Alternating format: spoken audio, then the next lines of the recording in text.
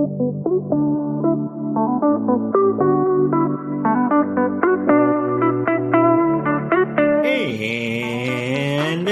welcome to episode 50. We made it to 50. Look at that. 50, big 50, big 5-0, baby. Who would have thought? Who would have thought? Not me. All right. Not me. So welcome to episode 50 of the Family Based Pod. My name is Jake. And my name is Ben. And Bells is not with us today. No, he's got... May he rest in peace. Yeah. Just wherever he's at, I want him to have a nice rest. You know, I just want him to peacefully enjoy his slumber, wherever he's at. Enjoy the day off. He will be on next week. We'll see. He's not dead. No, he's not. But, all right. You guys already read the title. If you're already here, Astros won the World Series. Makes sense. What? Yeah. We did. Who would have thought? Also, we Ben. We did call that one, yeah. Astros in 6, baby. Yeah, that was a good call. I thought they were going to sweep. I really did. You know, it's fine that they didn't because eventually they got the win. You know, obviously, anyways. I predicted a sweep. I said Astros sweep. I don't think so. I think you said 6. Oh, well, I'm either super right or super wrong, but either way, hell yeah, man. Whatever, Let's man. go, You got the team right. All right, so 6 games, and what we're going to do, either quickly or not, we'll see. We'll go with it. All right, so we'll go through each game and just kind of talk about that. Game 1 started in Houston, started at Minute Maid Park, and was a very good game. It was said that after that game 1, that it was the best game 1 of any World Series ever. Which I kind of thought was a little overboard, but it was a great game. Very quick. It was 5-5 to win tag for innings, and JT Realmuto hit his home run in the top of the 10th, and then the Phillies won game 1. I mean, that is kind of what I remembered. Yeah, it looked like, so I pulled up the stats, I'm looking at it. Realmuto ended up having 3 RBIs in that game, and Castellanos had 2. So they had 6 RBIs total, so you get, half of them by Realmuto in that game, and then obviously the home run in the top of the 10th. It was definitely a very Phillies way of winning, which was hit a lot of home runs, just mash home runs, which we'll find out later ends up being a detriment to your offense if you can't get base hits. Correct. So they ended up winning, which is obviously a great way to start the year for you. But I'm sorry, Alec Boehm had 2 RBIs. Castellanos had the other one. So it was Realmuto with 3, Alec Boehm with 2. But disappointing start for the Astros. Their bullpen, I thought, was their strongest piece coming into the game. It had been good, and then you obviously give up a run, which happens. I mean, you can't expect everyone to be perfect. Right. It was as good of a baseball game as you can expect. You know what I mean? So, if you watched game 1, you were happy and you were treated to like a textbook baseball game. Yeah. I thought when the Phillies won that game, I was like, please do not have the Phillies sweep. Like, I mean, I could be wrong. And that's totally fine. Totally fine. I mean, again, I'd be happy. I have friends who are Phillies fans. We had one on last week or whenever. Yeah, I don't know, 9-10 days ago. At some point, right as the series started. So I would have been happy, but I was like, a sweep? No way. But in game 2, the Astros came out and actually won 5-2.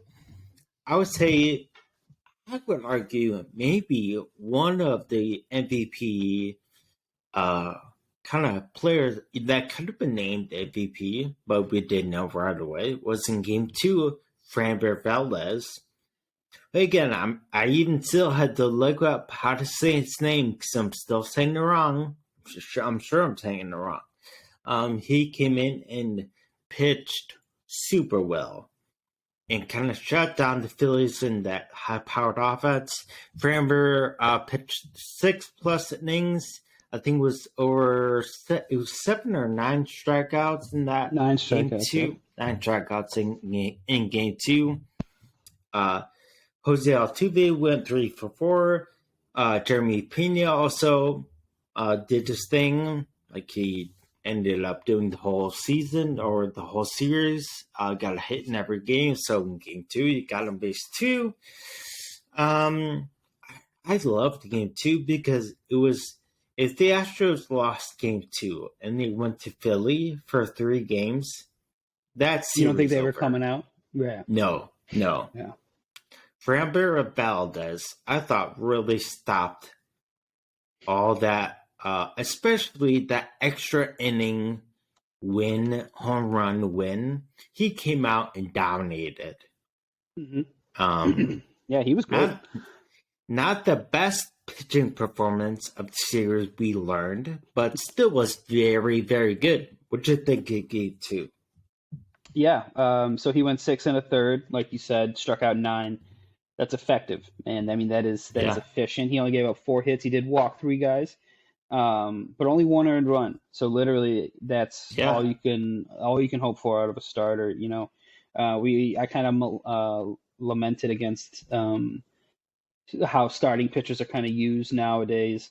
When I was talking about his quality start streak that he was on, and I was like, this: if the Astros are going to win, it's going to be because he was as consistent in this series as he had been all year, and that's exactly what he did. And then, Montero and Presley came in and did what they did in the back half, which is shut it down. Montero out there just throwing absolute smoke, and Presley looks as unhittable as anyone has in the bullpen. I know, like he could have been the MVP. Yeah, absolutely. I mean, as of recording today, which we're recording on a Monday, Edwin Diaz signed that monster contract. Yeah. Closer contracts never work out. That's like trying to sign a kicker. It's so inconsistent. You never know what you're going to get. He could come out next year, blow 6 saves in the first month of the season, and the Mets fans will want to send him to Double-A. Yeah, you know what I mean? Sure. Like, it's just a crazy thing, and I know I'm getting on a tangent. But Presley, my point is the type of closer that I would pay good money for. As a Cubs fan who needs a guy like that in the back end of our bullpen. It's a lockdown closer. Any guys. Sure, yeah. We need people with arms. Yeah. So I thought game 2 was the stopper from, honestly, maybe a sweep. Because game 3 was supposed to be in Halloween. I thought that Halloween game was going to be insane. I said, watch that game. And it ended up getting rained out. So that sucks. But game 3 did happen in Philly on the 1st of November. And the Phillies came out and hit a bunch of home runs. They won 7-0. But I don't know if you saw, Ben. Did you see that Lance McCullers? Lance McCullers, a great pitcher, gave up all those home runs, 5 home runs, the most ever by a pitcher in the World Series game. Did you see that he was tipping his pitches? I did. So I've always was fascinated by the idea of tipping in pitches. Now, some of the video I saw of McCullers, some of it looked more egregious than others. Yeah. Like, I don't know if he was super locked in mechanically, and obviously not, because Harper called it out, let Bohm know, and then it was just on at that point. Like, everyone just kind of picked up on it. And like you said, he ends up giving 5 home runs, ends up playing batting practice, pitching batting practice. Yeah. And they get shut out 7-0, and it looks like all the momentum has swung back in Philly's favor. At that point, like I said, live by the long ball, die by the long ball. And we're gonna find out in short order that they will die by the long ball, or by the lack of any kind of hitting. But the fact that They came out and Ranger Suarez, though, it was the unsung hero of this game. Gives him a quality start, gives him 5 innings, 4 strikeouts, 3 hits, 1 walk. I mean, that is efficient. No runs, obviously. Yeah. Efficient. And then the bullpen, all in succession. One guy came in, pitched an inning, shut it down. Boom, boom, boom. Yeah. That's exactly what the bullpen needed. That's exactly in order to boost their confidence going into the next game, that's what the Phillies offense needed. You would think, considering coming off the rain delay, because that is a weird effect on people and their bats. And baseball is the most superstitious sport, and people are bizarre and weird about shit. Yeah, weird. So a day off can kind of throw a guy, and so the fact that they were able to come out so hot on Saturday and put up 7 runs right away was pretty cool. And then, pitch tipping is always the weirdest thing. What do you think about it? All right. So when I was growing up, I was a catcher. So even without knowing what it was called, I would notice it. And to some degree, you can't blame even Lance McCullers. You can't really blame him. You have a bad game. You have a bad 2 innings, and people are gonna remember that. So as a catcher, as a catcher, I could see it, and I would just notice that something was off. Something that was not. It didn't look the same. What age are we talking about? How old were you? I mean, ended junior high school. Okay, so before Isaac Walton, before or after Isaac Walton era. Kids were just. Okay. I mean, also when I was that young, I was a pitcher. That's true. Not that toot my own horn, but they did call me the curveball kid. But either way, dude, the only reason kids were pitchers is because if they could throw it straight and not potentially harm the other kids in the batter's box. Yeah, and that's what made me special. I had the curveball, and I had elbow shoes. But either way, no. So I was a catcher in junior high school. I love it. But so Lance McCullers, when I was watching it, because that turned out to be one of, I think it might have been, no, that wasn't the last game I saw, but either I saw most of those home runs. I didn't pick it up right away, so I get not seeing it. But man, when you go back and look at tape, when he was throwing his off-speed pitches, his leg would turn more internal, so he would be able to get more spin, and his hands weren't going up as high, so he was coming up to his chin. And then when he would throw a sinker, which is his go-to pitch outside of a fastball, he'd raise his hands above his head. So you're seeing a difference of this, and seeing your leg twist more versus high leg kick. That's a big difference. That's a pretty big tell. Yeah, absolutely. And Bryce Harper picked it up in the first inning. He hit a home run, passed the word on, and it was home run derby. Yeah. So either way, Game 3 was not on Halloween, but turned out to be fun for Phillies fans, for sure. Yeah, definitely. And then the fun quickly ended. Next day. It very quickly ended. All right, So Ben, do you want to talk very quickly, explain what happened in Game 4? Yeah, so my boy Christian, our boy, Javier got the start. Bro won 6 innings, struck out 9, 2 walks. Yeah, that's important. Abreu came in, pitched the 7th, 3 strikeouts. Dominant. Boom, boom, boom. Shut the door. Montero comes in the 8th. Bing. 1 strikeout. And then, of course, Presley comes in, walks a guy, strikes him out. And so what you didn't hear me say or any hits, because the Phillies, for only the second time in baseball history, in World Series history, got no hit in a World Series game. Again, this is coming off of the day where they, bombarded the Astros with home runs. The very next game, they couldn't hit anything. And it just shows you how fun and weird baseball is, right? The fact that you can look like absolute world beaters, and then the very next day, 24 hours later, you can't next first pitch, your whole team is swinging at everything, can't hit anything. So it's crazy how that happens. Yeah, so there was that no-hitter. Again, if you listen to the episode right before or on the day of Game 1 of the World Series, I didn't know Christian Javier's name.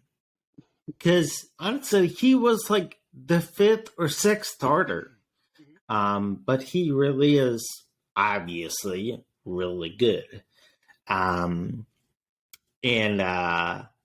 Yeah, I mean, when he was pitching, that was, again, last game I was able to see, on TV. When he was pitching, it seemed like they didn't even know how to hit a fastball, which is what they were really known for. But in fairness, Christian Javier does explain his fastball by saying it's a disappearing fastball, meaning it rises. So wherever you think it's going about 6 inches higher.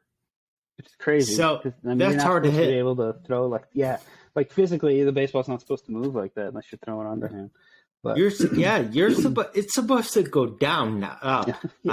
That's why so many guys are able to throw like sinkers and shit, because it But this is I mean, remember the old the riser in backyard baseball? Remember like the specialty pitches you could throw? It was like the sidewinder, and it was like, ooh. Dude, what was the one? I think it maybe I'm describing it, but it would just like laser beam like all over, and then just like, and then you're like, well, how the hell am I supposed to hit this shit?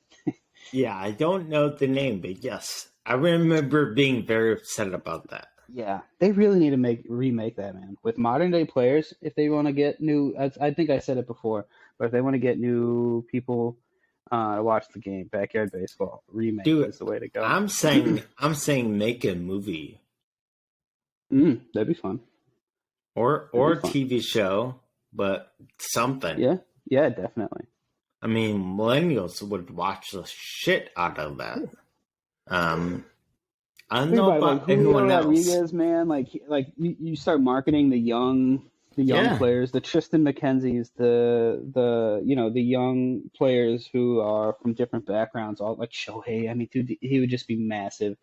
It would be so successful, but whatever. What do I know? I just, I don't want to make money, I guess. Yeah, I mean, again, that's why I picked backyard sports in the video game draft. It was a great pick. Great pick. All right, so that was game 4. To be honest, Ben, I don't know about you, but when I heard, because I couldn't watch the end of that game, when I heard they no-hit the Phillies, I genuinely thought, I wonder if the Phillies get another win. Because that's just something you bounce back from. That's hard. But they had at least 2 more games, 3 more games. At that point, it was 2-2. So they could have easily 2 of 3 to win the World Series. And Game 5 came around, and they lost in a nail biter. We had another classic. That they lost 3-2, and guess what? I said before the World Series, I said there will be a game where Jeremy Pena definitely makes his mark. I don't know what game. I don't know if they'll win the World Series or even that game, but Jeremy Pena will come up big. And what happened in that game? In Game 5, the crucial turnaround game, Jeremy Pena went 3 for 4 with a home run and 2 RBIs. Yeah. So that was a big moment for him. And again, they won 3-2. Ben, do you remember the defensive plays at the end of the game? It's a great question, Jake. Thank you. I do not. Why don't you tell me about them? Were they good? Really? Or were they poor? Man. What day was this? What day did that game happen? Thursday. Jeez. No, happened. Yeah, it was Thursday, November 3rd. I'm looking at it. It's on the top of the screen. Oh, right. Okay, so either way, Thursday, I was probably watching Thursday Night Football, which was, more pressing at the time. I had a fantasy stage. Right. Fantasy football, bro. Yeah. I know. Look, I missed it. But it's fine. I made it so far, man. I watched so much. I tried. It's such a long season, goddamn. Dude, it's totally fine. All right, so in game 5 of that World Series, 2 incredible defensive plays happened. So halfway through the year, the Astros traded for Trey Mancini. Yeah. Trey Mancini came in when Yuli Gurriel got hurt at first base. And Trey Mancini is not known for being a defensive marvel, but I'm not saying he's bad by any means, but he's not known for that. He's playing first base. Schwarber hits a right in the barrel hit down the first base line. Trey Mancini pretty much not dives because he's almost on the base as it was, but catches it, saves it, touches first base. Again, this happens with 2 outs and the guy in first base. So that one double could have had a run score. So Trey Mancini saved a run, possibly a run. But the big play was in center field by a Philly native, Chas McCormick, dove up in center field. A shot by JT Realmuto to center field. Chase McCormick. Hey, JT Realmuto doesn't do shots, Jake. Go ahead. Doesn't he not? Doesn't he? Didn't he not get his COVID vaccine? All right. He wasn't allowed in Toronto. That's a good joke, bro. Thanks. Go ahead. Again, topical. Thank you. Yeah. All right. So he hit a baseball very hard to center field. There you go. And Chase McCormick dove up, and as he caught the ball in center field, he collided with the wall. Ooh. And that was the hardest hit ball of that entire game by the Phillies.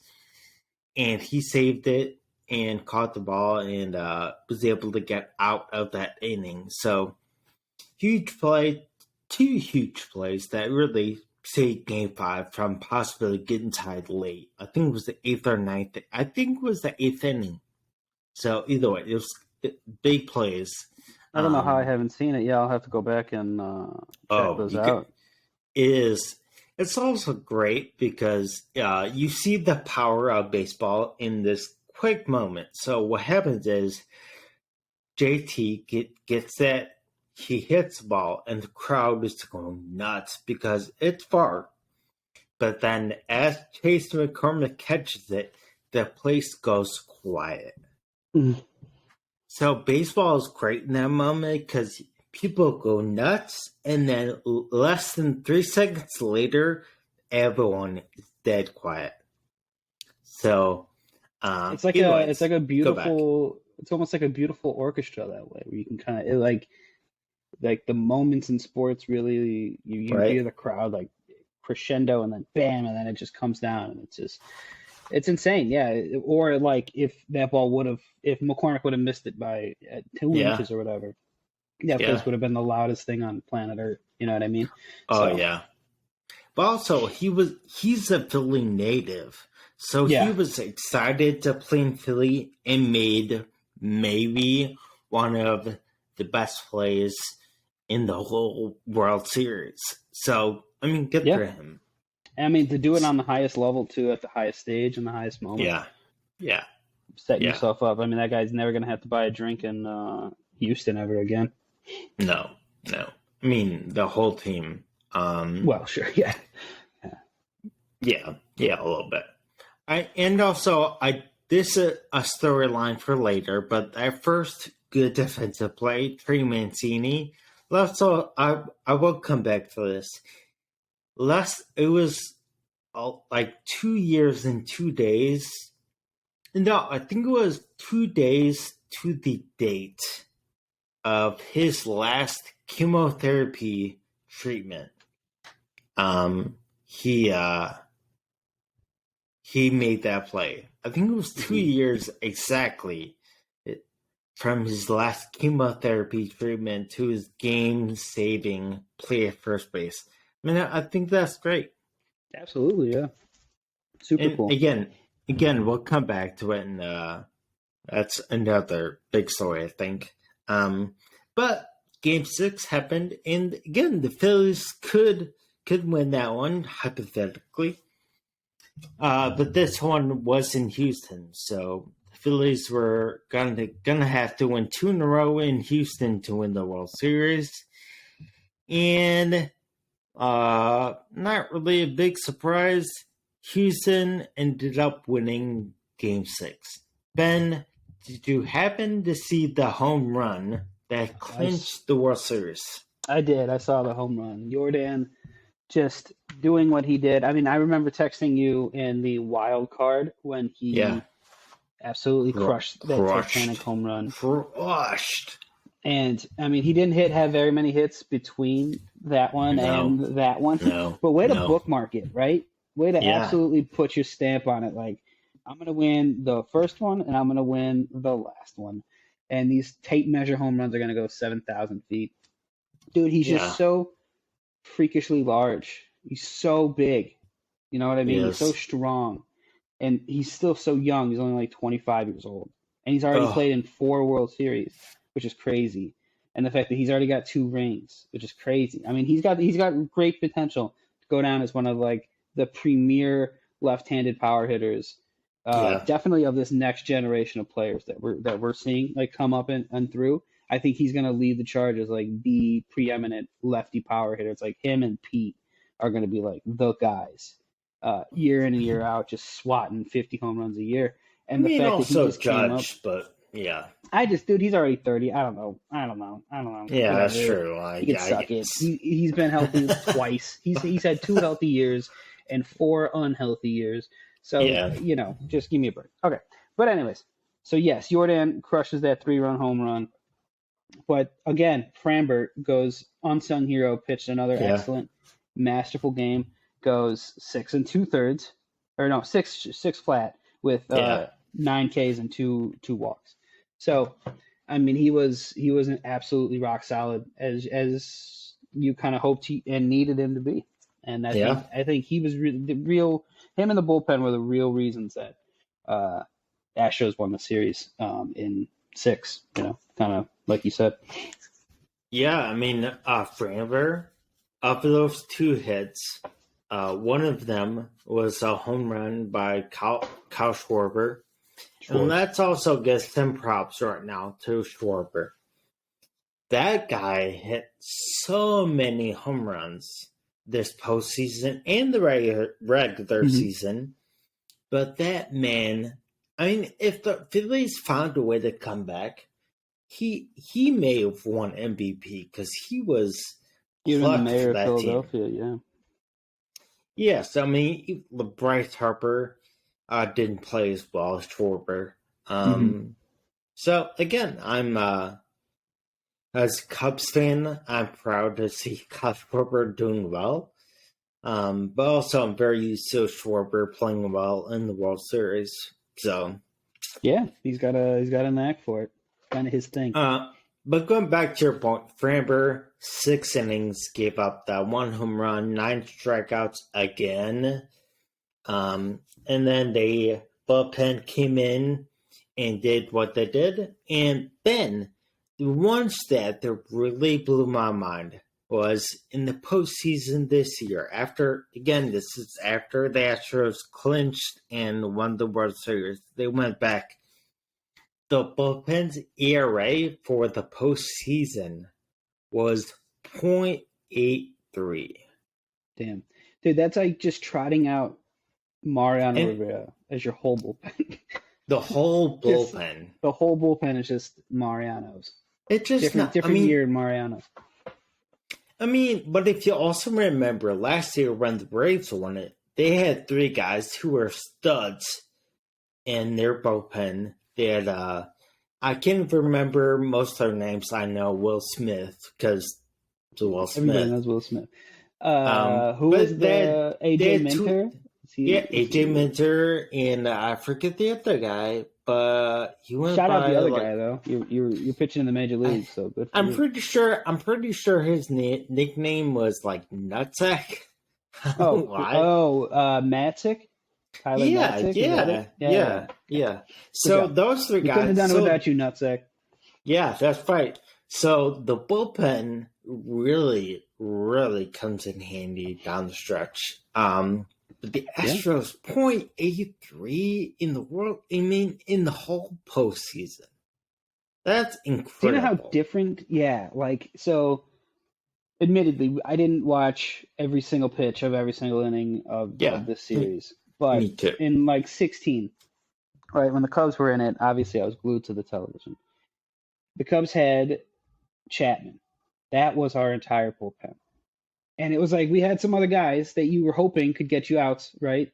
Like you had Montgomery or Carl Edwards. Like these guys are out of baseball now, Jake. They're gone. They don't play. They don't really play anymore. You know what I mean? Like the guys that we were getting us key outs and key times didn't end up having a long major league career.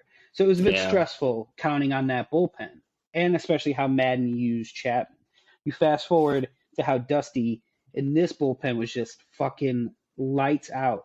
After my starter would have clocked out, if I was an Astros fan, after Dusty comes out, gets the ball, or that inning turns over, and you know the bullpen's in, you're like, I'm good, I'm chill, I'm good. Yeah, we've got this game on lock. Like that had to have been such a nice feeling for them to have a bullpen that you could just know he was going to come in and be lights out. And I think that's going to be the biggest key for any postseason team.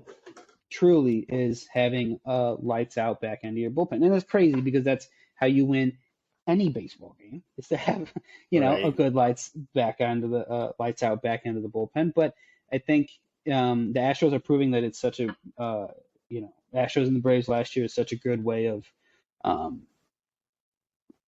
making sure you're going to have sustained success because both those teams again make pushes. It seems like every year.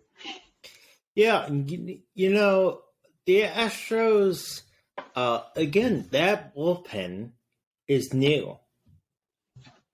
I mean, it's not like they've been Astros for a long time. Some of them are young. Some of them are vets. But they were not there for, all 4 World Series teams. But their position players have been. Alex Bregman, Jose Altuve, Yuli Gurriel, Jordan Alvarez, Kyle Tucker has been a part of a couple World Series teams. I mean, in Game 1, Kyle Tucker hit 2 home runs. Yeah, so dude's a rock star. Dude's so good. The Astros did have George Springer, who's now in Toronto, and anyway, so right field's kind of been rotation until Kyle Tucker. But what I'm saying is their position players have been there for 4 World Series.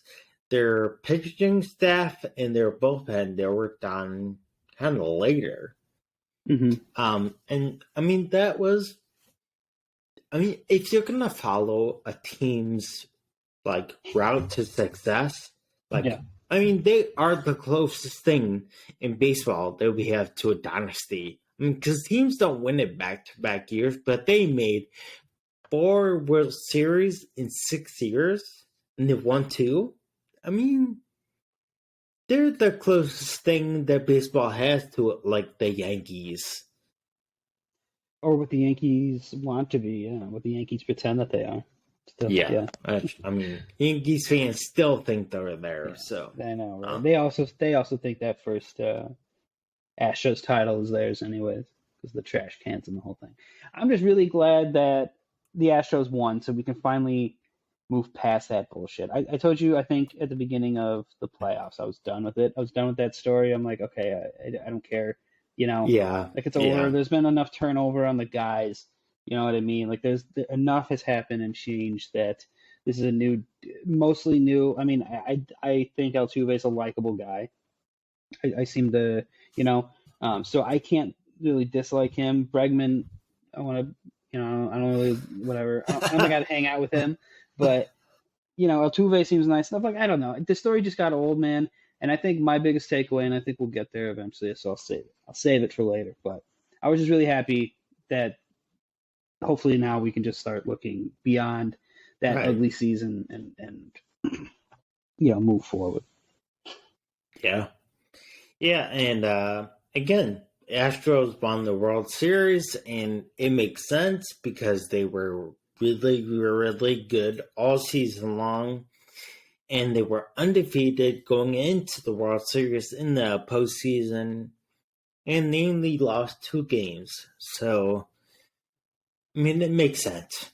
So they can move on and all that. But let's not move too far on because Dusty Baker finally got his World Series ring. He got one as a player in 91, but in 2022 as a coach, he finally got one. And again, Ben, he was the coach for the Cubs. We all know their 2003 year. But how good of a thing is it for someone who's been in baseball for so long to win one as a coach? Is there really a difference, player and coach? Kind of like what matters? Sure.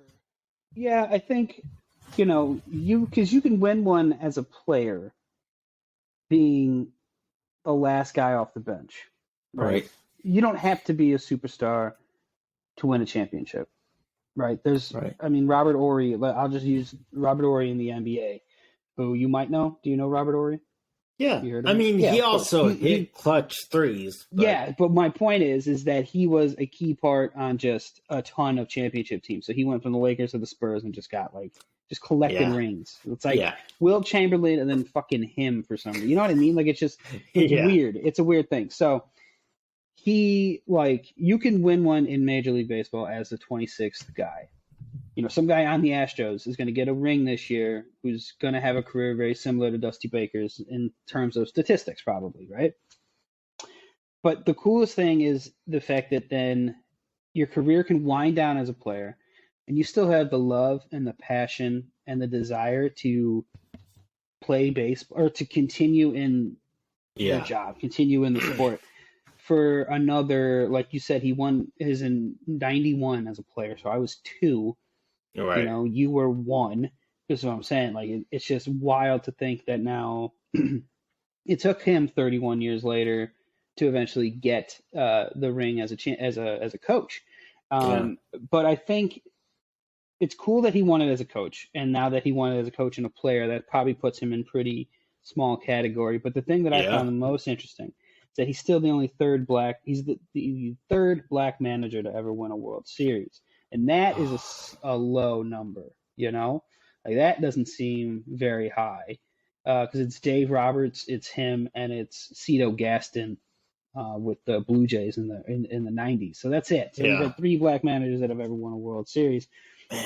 So to add yourself to that list, I think for him, having played with Hank Aaron and been so closely attached to that era of baseball when segregation was still such a very real thing, to see him win and put himself in that category, I think for him personally is probably the coolest aspect of winning it. And because he was a Hall of Famer anyways, right? He was going to get in whether he got one or not. And now this just, beautiful cherry on top of the sundae for his career. He can walk away. He can continue to manage. He can do whatever he needs to do for as long as he wants to do it. I think at this point he kind of has carte blanche where he can say, I want to be a coach for this many more years, or, I want to hang it up, or I want to do whatever. And the Astros kind of have to be like, sure, Yeah. So it's interesting though. I was totally listening. I'm not. No, I know you're good. Not listening. All right, so that kind of brought to mind. I was like, I mean, black coaches, but what about like Latino coaches, Asian coaches, etc. There's not been many, and that's insane.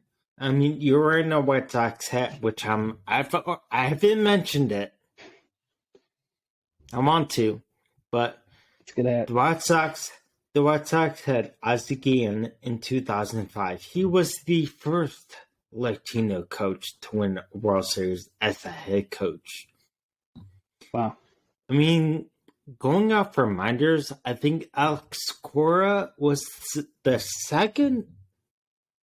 That was in like 2000. It's recently 19. So there's not been anyway. So we can get onto that whole thing at some point. But Dusty Baker, I'm glad he got it because again, even before the World Series, I asked a question. I was like, when that time comes, do you trust Dusty? Do you trust me in Dusty to make the right call? And he made a lot of right calls. Yeah, so you gotta give it up to him. And also, he just had cancer during the pandemic. And so did Trey Mancini, and they both won the World Series this year. I think it's great. Good for them. They've been through lots of crazy times. I'm fully aware of it, but also knowing that they're here and they persevered. Good stories. Absolutely. So Dan actually has a signed Trey Mancini bat, I think, or glove. Why? Bat. He entered some contest with Rawlings and won. Sounds like Dan. Yeah, I was like, cool. I mean, it's the most fucking bizarre piece of memorabilia to have. Yeah, I mean, seriously. Yeah, but yeah, he's got like it's a bat or a glove or something. I'll have to talk to him and double check. Yeah, we gotta figure that one out. All right, we're on the Trey Mancini case. Last thing I'll even mention about the Phillies and Astros is I'll mention two things. That's our show. I can do whatever I want. You can. So, can we also give it up to the Phillies head coach who took over in May and got to the World Series? Yeah, I'm pretty sure he's gonna get the job offer. You kind of have to, yeah. You kind of have to at that point. He led you to the World Series on an interim tag, right? Because has that ever been done before? By the way, I wouldn't think so. Did the Cardinals make it when Snitker? No. I don't think so. Yeah, no, I don't think so. Someone should look into that. Not me, but someone should. Not me. I have no. Yeah, I have other stuff to do. But go ahead, Ben. Sorry. No. You're exactly right. I'm less optimistic. Again, it sounds like I hate the Phillies, and I don't. But if we were to, Etch a Sketch, 2022 is over, 2023 season. We're looking forward. You're looking in your Magic 8-Ball. You don't see the Phillies coming out of the National League. If I had, gun to your head right now, you're going to say the Phillies are your favorite in the National League. I don't think so. I think the Phillies got hot at the right time, which is exactly what you're supposed to do. So more power to them. But I don't look at their roster top to bottom and think, oh, this is a World Series contender again. I don't. I think the Braves will be better. I think the Mets will be better. And those are two teams just in their division. And then you still have the Cardinals, who are always annoying. And then the Dodgers are the Dodgers, and the Padres are still great. You have 5 teams in the National League right now that are locked in place as tops in their division. Top, either, like in the Cardinals case, they're the only one. But you have 2 teams in each of the other 2 divisions that are going to be fighting for that for the top of the top of the division. So then, if you're a team like the Phillies, what do you do? Do you have to spend more money? Do you have to try to, you know what I mean, like buy your way into beating this? Because then the Mets are gonna just spend whatever the hell they want anyway. Yeah. I mean, they might sign Judge for all we know. Yeah. I mean, that's a good point because, I mean, you kind of have to, like, give him a contract. Mm-hmm. But by no means do you turn it down. But also, no one expected the Phillies this year. And for all we know, the Phillies next year could make it back and win the division somehow. Like, you never know. Well, the Cubs are going to win the World Series next year, so. Oh, right. Forgot. This team but you never know, right, Jake? You never know. Yeah, the team who... You never know. It could be the Pirates next year, You never know. It could be a brand new team of super aliens that come down from Earth. Come down to Earth. Could be expansion team we've never heard of. You never know. So the thing I doubt is that the Phillies fans are going to support this team immensely now. And I'm excited for that. I'm excited for fans of a team to make it and to really get energetic about it. Because, I mean, no offense to the Phillies, but this is every team besides the Cubs, is that there are some games that it looks like they're a minor league team with how many people are in the stands. I'm excited for Philly to have fans in the stands, hopefully, every game. Not sold out like the Cubs are mostly, but like have a decent crowd there every game and be cheering and have favorite players and young people to really buy into it. I'm excited for that. But I'm not that needle a lot.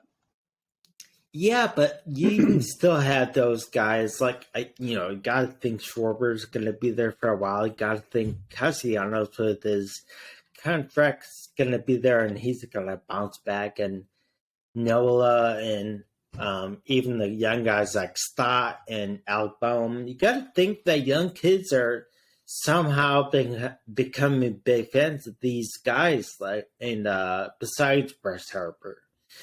And yeah, I'm excited for that. I'm excited that people are going to care. I mean, ESPN was, again, not for very long, but ESPN was talking about baseball, talking about it being exciting. And that is, I mean, that can only be good for baseball. I mean, just again, I swear, last thing I'll say on this is that the MLS championship was Saturday. Yeah. Did we hear anything about it? Not really. I mean, you might have. You're more connected. You're more plugged in than I am. But. Guess what? That game was a tie, went into extra minutes, so overtime. They tied it again in extra time, and then they had a penalty shootout. And people were not talking about that game at all. They were talking about baseball. And, I mean, to some degree, that it was fun. It was a fun World Series, so I get that. But any airtime is good airtime. That's all I'll say. I mean, unless they're talking about, like, some massive steroid scandal that comes sweeping through baseball, then you kind of want to avoid that airtime. But I mean, they're... I could. So I meant to ask you this because and this just pops into my head. It's nothing to do with anything that we're talking about. So this is how my brain works. The Washington football team is going to be looking to sell finally. Yeah. I'm giving you infinite money. You have Bezos money. You have Musk money. and you get to buy this team. Do you want to move them out of Washington? Are you going to rename them? What would you do? Where would your expansion be? Base it on football, because that's just who is the most realistically to move. Okay, well, realistically, financially, I mean, because even if you have that much money, you don't want to lose a lot of money. No. Mm-mm. So I'm sure there are stadium contracts. I'm sure they're rebranding. You have time and you can't like rebrand again. So you're gonna have to stay at the Commanders in DC for a limited time. But if that was not real, I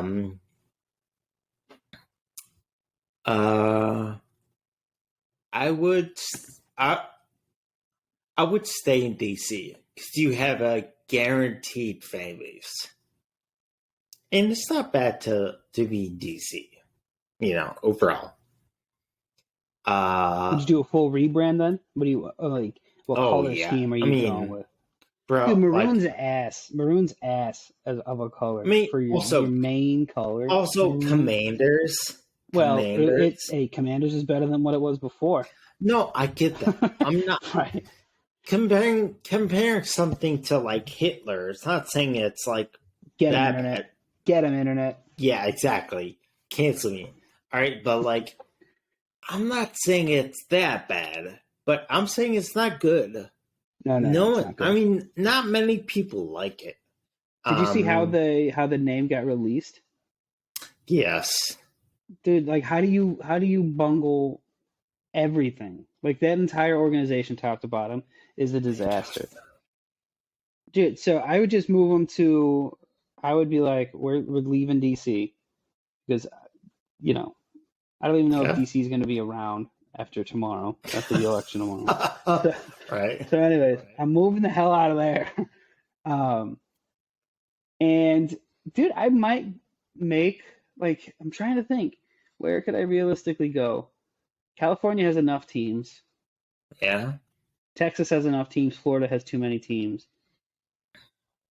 Do I force the Bears' hand and make another team in Chicago? Oh. And then someone's either I'm getting Soldier Field or I'm getting Arlington, and the Bears have to stay in Soldier Field then. And then I get to make a brand new spanking team, baby. My colors would be obnoxious. I would just spit in the face of tradition. It'd be like lime green and hot pink. I would just be like, screw it. Just go abstract art. Have Drake as my ambassador. You can have Kanye as yours for your team. Yeah, of course. If it's Hitler, then Kanye's coming. He's around, yeah, he's involved. So, on that end, I would say again, fantasy rules, bro, I'd move a team to either Toronto or Mexico City. So I did that in Madden. That's available in Madden. Those are good. I would do that so fast. Do you have a preference of the two? I would say, oh man, that's hard because Toronto. I think fans would show up eventually, but in Mexico City is hard because honestly, they only want LA teams and the Raiders. So or the Cowboys. So bringing in a new team that no one has a connection to would be hard. Screw it. Give them the Cowboys. Nobody cares about the Cowboys. Give them the Cowboys. I don't care about Jerry Jones. Dude, there's been 6 presidents since the Cowboys won a World Series, a Super Bowl last. I don't care. There's been 4 or 5. Yeah. Maybe, but whatever. I mean, I'll easily say it that because I don't care that much about football, the Cowboys are the most overrated, huge franchise, in all professional sports. I mean, they're like the Yankees, but they never win. But they don't win, yeah. Yeah. Right. They're like the Lakers, but they never win. It's like that. Why are you a fan of this team? So I would say Toronto for that reason. Also, people would play there. And I like Toronto. I've been to Toronto. I like it. I'll go with that. I don't know what the name would be, but I don't know. Toronto. I mean, there has to be some kind of football. I mean, because you're pretty close to Buffalo, Toronto, and they have the Canadian Football League. The Toronto Argonauts are up there. So I mean, there has to be some sort of like football content. I think Toronto's a good pick. That's a good one. Yeah, I know we talked about it a little bit, but I don't know outside of the Rays if there would be another major league team to move anytime soon. Like I think the Rays would have to be the one in baseball. Well, A's. The A's are definitely sure, yeah. They play in a goddamn cement shoebox. But also, Rob Manfred, the commissioner, Rob Manfred, just came out pretty much saying the A's are going to Vegas. Like, he didn't say that, but he said that. I don't get it because it's going to be, like, balls hot in Vegas in the summer. So I don't get that. But they could put a retractable roof or something. There's enough. Yeah. I mean, Arizona, bro. Arizona's even further south. It gets hotter than Satan's nutsack. And guess what? They got a roof. They got a swimming pool. It's so damn hot. They put a swimming pool in right center field. I mean, that is a cool part of that stadium. Dude, do you remember when that? Okay, this is the last thing we'll talk about because we're already crushing an hour. Yeah. But when that season happened, so it would have been 98, 99. Yeah. And then it debuted in that All-Star Baseball. Ooh. And I think that was probably the first time we were even seeing it because you definitely weren't watching like Diamondbacks games on TV. No. So just the idea of seeing like, is that a fucking swimming pool? What? Right. What is happening? And then it just immediately, I don't know if you remember the old All-Star Baseball games, but it had like the 3D like strike zone square. So you would just like angle it perfectly to just hit moonshots out into the try hitting it into the pool every time.